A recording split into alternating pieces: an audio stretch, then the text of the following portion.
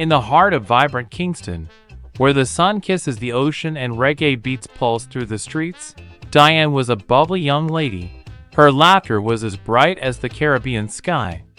She was a dancer. Her hips would be swaying with the rhythm of the music, and her eyes sparkled with dreams of love and adventure. But her heart longed for something more, something deep and true. One evening, at a bustling street festival, Diane's gaze met Shane's, a young man with a smile that could melt the hardest ice cream and eyes that held stories of passion and promise. Shane was a guitarist, his fingers dancing over strings, pouring out melodies that echoed the heartbeat of Jamaica itself.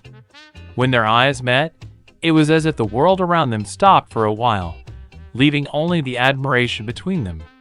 They struck up a conversation and got on really well in days after they started to date and find that they have a lot in common. One evening, as Shane began to play their favorite song, she danced under the moonlit sky, her body moving in perfect harmony to the reggae rhythms, Diane's hips swaying in time, Shane's guitar crying out soulful notes that matched her heartbeat. As the night deepened, Shane took her hand, pulling her into a quiet corner overlooking the shimmering sea. His voice, low and sultry, whispered promises of a love so intense it could move mountains. In that moment, Diane felt her heart ignite, a passion so strong it threatened to consume her. Shane's touch was electric, sending sparks through her veins. She knew, without a doubt, that she had found her soulmate, someone who would love her with a fire that shined brighter than the Caribbean sun.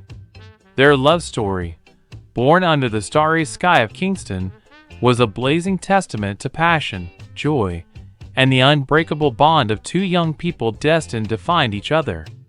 And as they embraced, the world around them seemed to celebrate their union, a joyful, happy love that would stay forever in their hearts.